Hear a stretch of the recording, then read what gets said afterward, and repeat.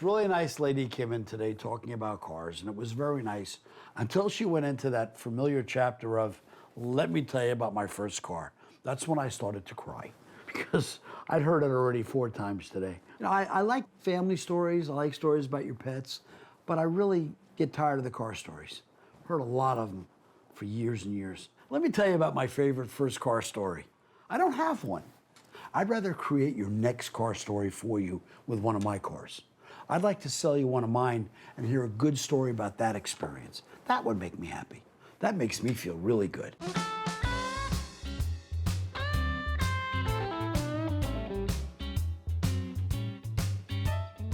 After hearing 40 years, literally thousands of first car stories, there's no new ones. My first car was a 1955 MG TF 1500. For me, I'm real tall, so it was kind of a tight fit. My dad bought it. The deal was it was a mess, it was a wreck. He'd buy it and pay for the materials, and I had to build it. It was a cool car. I really enjoyed it. It was a lot of fun. My first car was a 1991 Lumina, 4-door, a very special color, but I don't want to talk about that car. I really don't. My first car was a 1987 Toyota Corolla Coupe, 5-speed. I was 9 years old, believe it or not. Grabbed the car for $100, sold it for $250, made a whopping $100 after all the expenses. My first car story was a tank. It was a good old Ford Explorer. I'm not the best driver in the world. I can kind of mount Jeeps on top of mailboxes and things like that. My dad wanted to put me in something very protective. I remember the day that they pulled up in front of the high school with a 1991 white Eddie Bauer Ford Explorer. I, of course, did wreck that one. Is that the one you rolled over? No, that was the second one.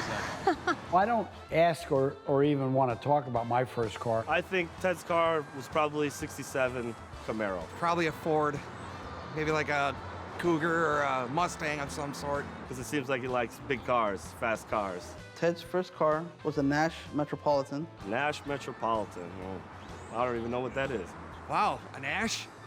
I guess they were easy to come by. They were probably cheap back then. Pretty funny, it's such a small car that he actually fits in there. It's funny that he started with a Nash Metropolitan and now he can drive whatever he wants. No, I've never had someone come to me and say the first car they had was a Nash, but it was mine. Now I drive a Rolls, I drive a Bentley, I drive big cars. But my first car was a Nash. Bought it for $500, which is all the money I had, and I sold it for $500.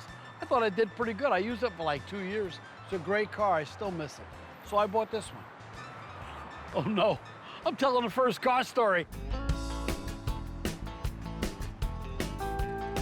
You know, if someone came in and told me their first car was a Nash, I'd listen.